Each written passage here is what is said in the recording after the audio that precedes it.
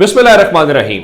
लाखों करोड़ों दुरूदो सलाम मोहम्मद मुस्तफ़ा सल्लल्लाहु अलैहि वसल्लम और आले मोहम्मद पर। मैं हूं उमर दराज गोंदल। अब जरा मैं आपको खबर यह देना चाहता हूं कि कल एक ऑडियो मार्केट में लाई गई। उस ऑडियो के अंदर एक जुमला था, उस जुमले के ऊपर बहुत ज्यादा बातें हुई और कहा गया देखे जी वो तो चाहते हैं मार्शल लॉ लग जाए और वो मार्शल लॉ लगा भी नहीं रहे। इस किस्म की बहुत ज्यादा बातें की गई। आज मैं आपके सामने एक मामला रखना चाहता हूं कि एक तो उल्टी गिनती वाली खबर आपको दूंगा, दूसरी जो खबर इस वक्त दिलचस्प है वो आज डॉन अखबार के अंदर खबर छपी है और ये डॉन अखबार 23 अप्रैल की खबर है। डॉन अखबार इसके ऊपर क्या लिखता है? डॉन अखबार मुस्लिम लीग नून के घर के बंदे, और ये कोई आम बंदा नहीं है, कोई वर्कर नहीं है, मुल्क का साबिक वजीर आजम है। और मैं खुफिया खिलाड़ी इसलिए कह रहा हूं कि ये इनके घर की बातें जानता है। वो गो के काबीना का हिस्सा तो नहीं है, लेकिन बहरहाल उसके ताल्लुकात भी हैं, वो हम पोजीशंस के ऊपर भी है। इवन मुस्लिम लीग नून वाले हर वक्त उनकी वजाहतें दे रहे होते हैं कि वो हमारे साथ है। वो अलग बात है कि हमें किसी मीटिंग में वो दिखाई नहीं देता, वो अलग बात है किसी निशिस्त के अंदर हमें दिखाई नहीं देता। तो अब हुआ क्या है, खबर सुन लीजिए जरा। डॉन अखबार की खबर है, crisis deep enough to attract military take over Abbasi walls. और ये खबर किसने डॉन अखबार ने लिखी है? इसका सूरत हाल यह है, वो कह रहे हैं कि बहरान इतना ज्यादा बढ़ चुका है या पाकिस्तान का बहरान उस नहज के ऊपर पहुंच चुका है जहां पे पाकिस्तान के अंदर फौजी हुकूमत बनने का या मार्शल लॉ का या मिलिट्री टेक ओवर का ये एक इम्कान मौजूद है, या चांस बन सकता है, ये हो सकता है। अब ये कल वाली बात या हुकूमत अपने तौर पे, ये मैं आपको एक बात बताऊं, बहुत सारे हलकों के अंदर बहुत सारे लोग ये कह रहे हैं कि पीडीएम की हुकूमत पूरे प्लान के साथ चीजों को पॉइंट ऑफ नो रिटर्न के ऊपर लेके जा रही है या उस नहज के ऊपर लेके जा रही है जहां पे किसी के हाथ में भी कुछ ना आए। अब वो क्यों कहते हैं?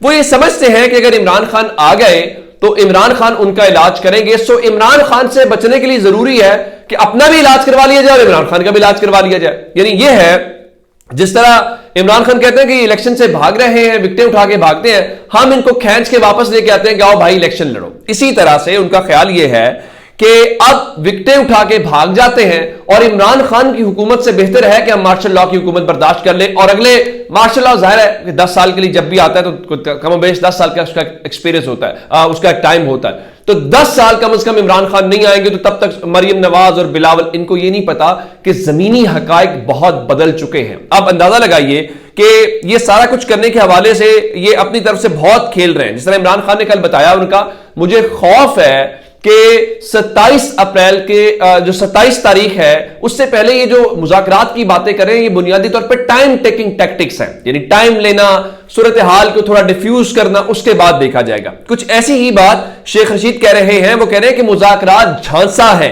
27 अप्रैल से हुकूमत की उल्टी गिनती शुरू है। अब मुझे ये बताइए, आप चीफ जस्टिस की फैमिली की ऑडियो लीक्स क्यों करते हैं जब आपको पता है आप चीजें आपके हाथ से निकल गई हैं, आपको पता है कि आप चीजें नहीं संभाल सकते, फिर आप ये चीजें करते हैं। ये अलग बात है।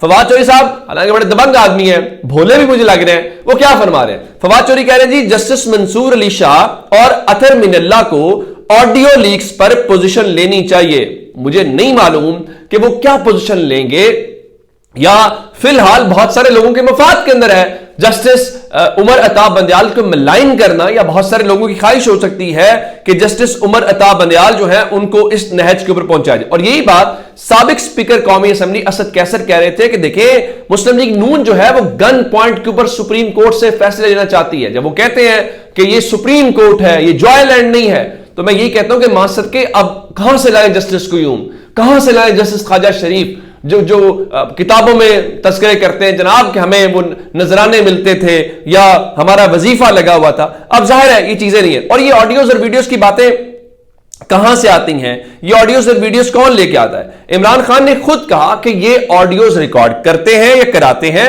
फिर उन्हें लीक करते हैं। और ये से मुराद इमरान खान ने नहीं बताया ये से मुराद कौन है। और उसके लिए मैं बार बार आपको कह रहा हूं, आप अपने घर से बाहर निकलें, किसी गली में जाएं, किसी मोहल्ले में जाएं, किसी आम फहम वाले बंदे को कुछ ज्यादा पॉलिटिकल नॉलेज ना रखता, उससे ये पूछिए कि पाकिस्तान के अंदर ऑडियोज कौन रिकॉर्ड कर सकता है, या उससे ये पूछिए कि पाकिस्तान के अंदर ऑडियोज कौन लीक करता है। वो आपको बगैर लगी लपटी, बगैर कोई इस किस्म की चीज किए आपको मुकम्मल तौर पे बताएगा कि ये कौन है जो सारा कुछ करता है। तो अब मैं आपको एक और बात बताना चाहता हूं।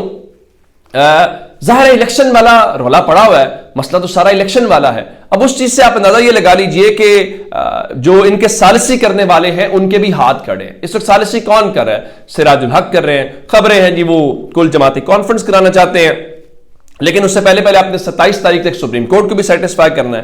तो आज सिराजुल हक ने कहा है कि इस वक्त मुल्क में इलेक्शन की जरूरत है और इलेक्शन एक दिन में ही। और ये तहरीक इंसाफ इनको बहुत अरसा कहती रही है कि आओ हमारे साथ बात करो, आओ बातचीत करो, इलेक्शन एक दिन करवा लेते हैं। लेकिन उस वक्त आप इलेक्शन एक वक्त में करवाने के मूड में नहीं थे और उन्होंने कहा कि पाकिस्तान की खातिर तमाम पार्टियों को मुफाहमत की तरफ जाना होगा। इस वक्त मुल्क में इलेक्शन की जरूरत है। तमाम पार्टियों का इलेक्शन की तारीख पर इत्तेफाक राय बहुत जरूरी है। लेकिन जो इत्तेफाक राय वाले हैं उनकी चाबियां कहीं और हैं। अब सिंध का गवर्नर है जो अपने इलाके का कभी काउंसलर भी नहीं बना।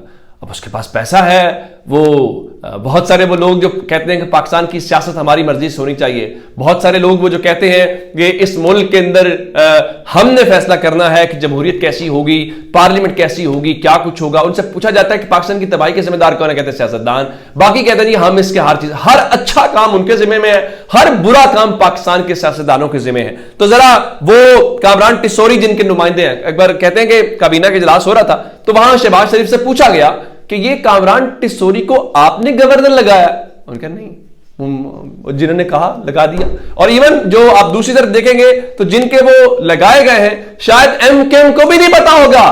एमकेएम के कोटे के ऊपर तो वो आ गया गवर्नर। तो वो क्या कहता है? वो कहता है जी जमहूरियत नहीं जा रही, इमरान खान की सियासत खत्म हो रही है। बिल्कुल ठीक है, इमरान खान की सियासत खत्म हो रही है, या अगर आप समझते हैं खत्म हो गई है तो फिर जल्द अज जल्द इलेक्शन करवा लें। चले मुल्क में नहीं करवाना चाहते, कराची में इलेक्शन करवा के देख लो, आपको पता चल जाएगा कि इमरान खान की सियासत खत्म हो गई है, हो रही है या नहीं हो रही। अगर आप इस वक्त अपने ईद के मौके के ऊपर अपनी फैमिली में जरा बैठ के या अपने कजन दोस्तों जहां पर भी हम सब लोग बैठते हैं जरा एक सर्वे कर लीजिएगा। मैं हर किसी से जो मेरे देखने वाले दोस्त अहबाब हैं, मैं आप सबसे कहूंगा आप अपने घरों में, आप छोड़ दें कि मैं आपको क्या बताता हूं, आप छोड़ दें टीवी चैनल्स वाले क्या बताते हैं या बाकी हमारे वीलॉगर्स दोस्त क्या बताते हैं।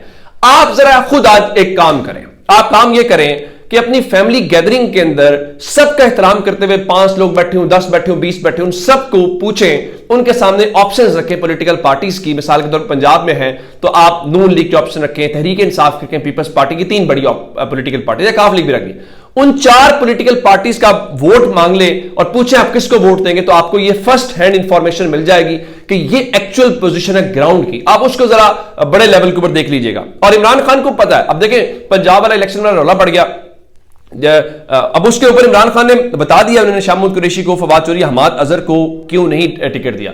उनका ये मसला नहीं है, मसला सिर्फ ये है कि जो विफाकी हुकूमत होती है वो मुल्क का इंजन होती है और उसने पूरे मुल्क को चलाना होता है। और उन्होंने कहा अगर मेरे जो अहम वुज़रा हैं, कॉम्पिटेंट तीनों जो लोग हैं, उनका ये इनमें कोई शक नहीं है कि वज़ीर आला बनने की सलाहियत रखते हैं और सूबा चलाने की सलाहियत रखते हैं, लेकिन ये कॉम्पिटेंट लोग हैं।